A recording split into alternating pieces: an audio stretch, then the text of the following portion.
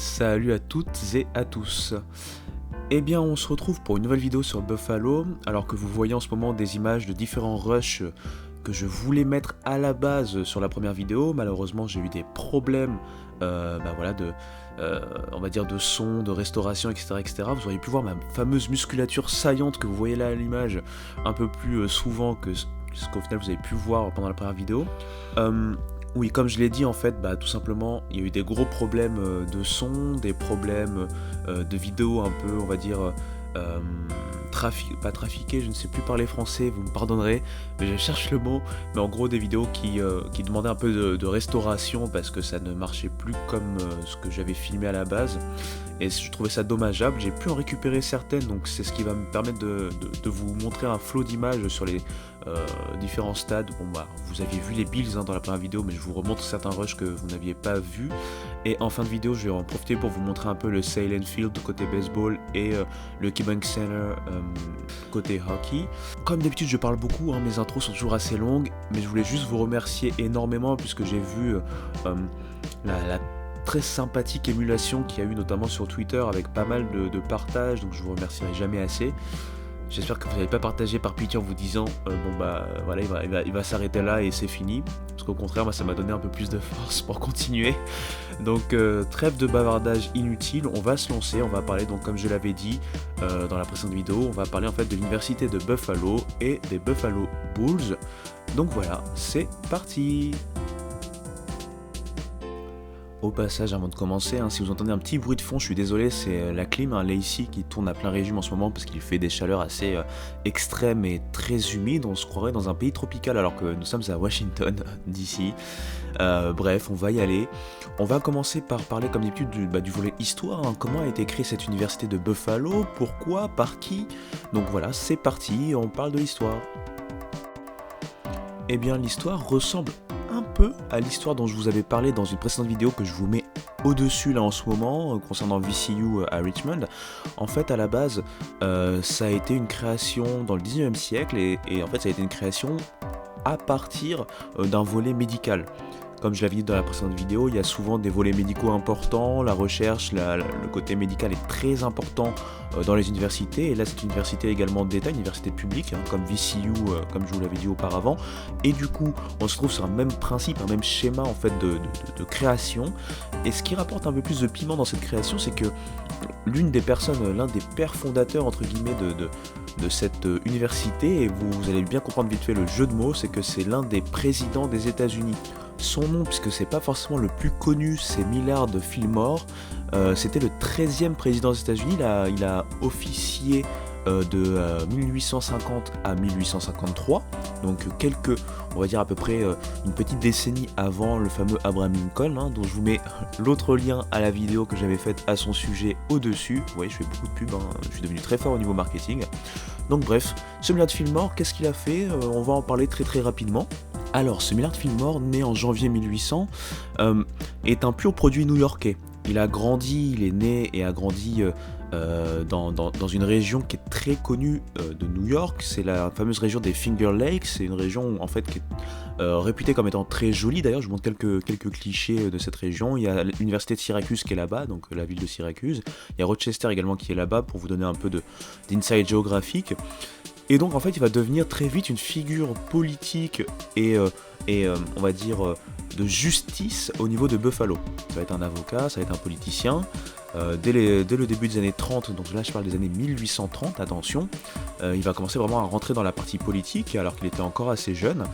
Et il va petit à petit monter les échelons, devenir vice-président des États-Unis, vice-président du fameux Zachary Taylor, et va devenir en fait par un coup du destin 13e président suite au décès de ce fameux président Taylor en 1850.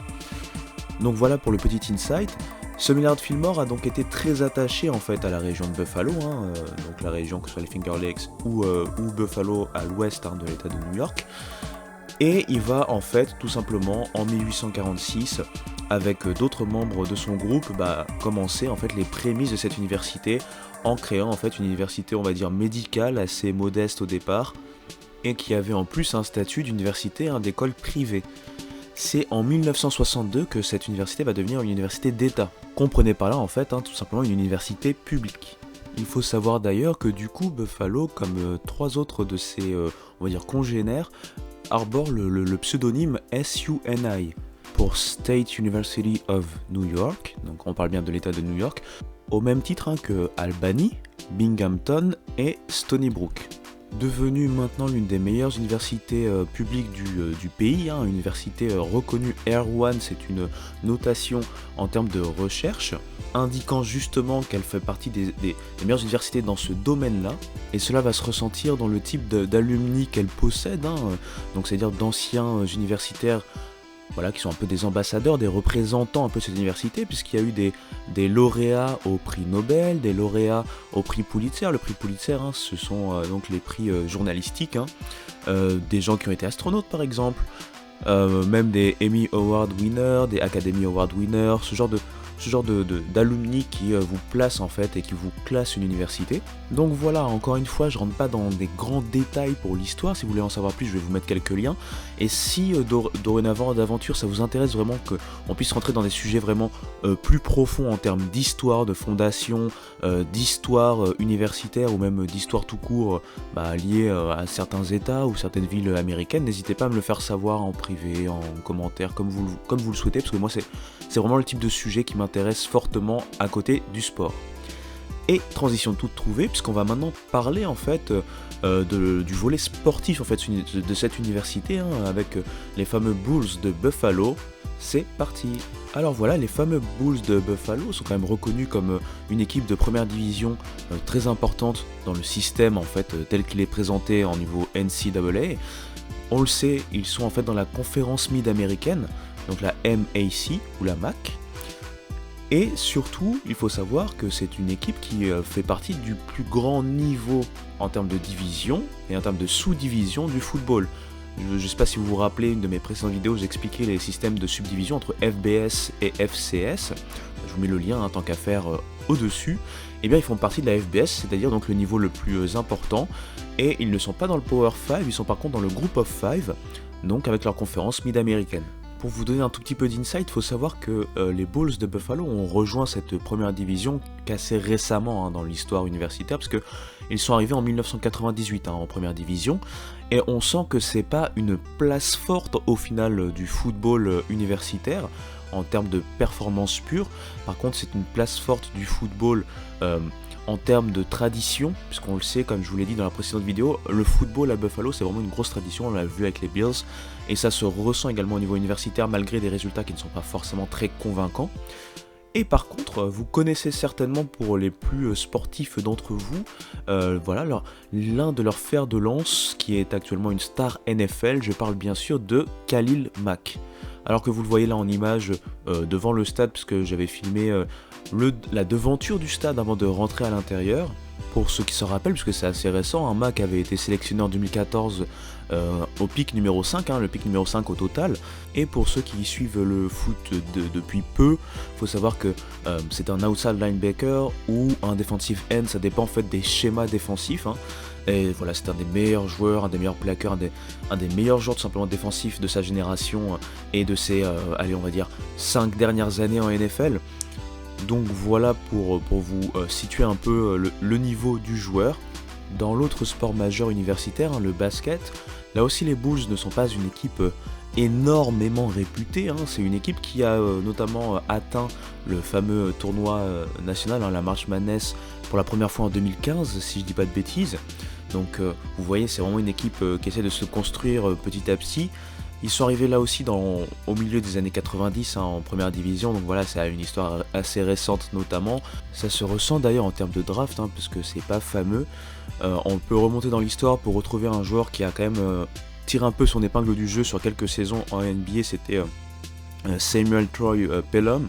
Et il faut remonter aux années, fin des années 70, début des années 80. C'est un joueur d'ailleurs qui a joué aussi en France, il a joué à Tours notamment pour la saison 83-84. Voilà, donc c'est un petit insight à noter sur le côté. Du côté des filles d'ailleurs, l'histoire se répète un peu de la même façon en termes de basket, puisqu'elles ont atteint pour la première fois le tournoi en fait national, donc la March Madness en 2016, donc un an après les garçons. Et dans une autre saison, donc la saison 2018 où elles ont réussi de nouveau à atteindre la March Madness, elles n'y ont pas fait que de la figuration puisqu'elles ont réussi à atteindre le fameux Sweet 16. Hein. Et comme on peut le voir dans pas mal d'universités, là où le bas blesse, c'est que certaines disciplines sportives sont carrément retirées, éliminées du programme. C'est notamment le cas malheureusement du baseball, éliminé de la charte universitaire en 2017 concernant Buffalo.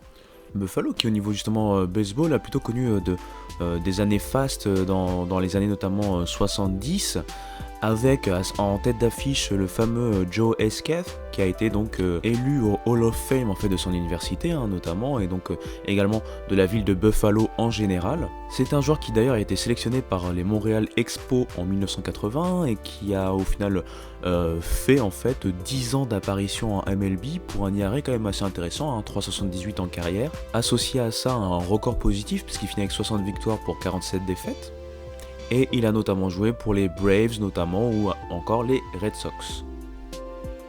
Donc voilà en ce qui concerne un peu le sport à Buffalo, il y a bien sûr beaucoup de disciplines universitaires comme dans toutes les grandes universités américaines, on va pas trop s'épancher là-dessus, mais voilà c'était vraiment pour vous faire un petit overview puisque j'ai eu la chance de pouvoir me balader un peu dans le stade, vous faire profiter de ces belles images et vous donner un petit peu d'insight aussi concernant cette université parce que je trouve dommage de juste se balader sans pouvoir donner un peu de comment on peut dire ça, aidez-moi, un peu d'insight, je vais encore dire insight hein, parce que j'ai pas d'autres mots, mais tout simplement voilà, un peu plus permettre d'un peu plus découvrir l'envers du décor, comment a été créée l'université, quelles sont un peu ses disciplines, au niveau de son sport, parce que moi je suis très sport, qu'est-ce qui en ressort en termes de victoires, de défaites, de joueurs sortis, de joueurs draftés, de stars même peut-être, donc voilou.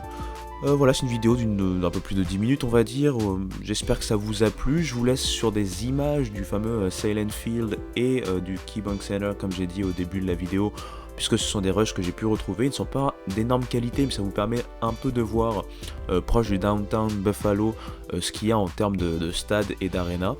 Je vais vous sortir encore une ou deux vidéos en fait concernant Buffalo, une petite vidéo assez courte sur l'art parce que c'est une ville comme je vous l'ai dit dans la première vidéo qui est considérée comme l'une des plus belles villes en termes d'art et de culture, donc une petite vidéo sur l'art, je pense que ça serait lui rendre justice quelque part.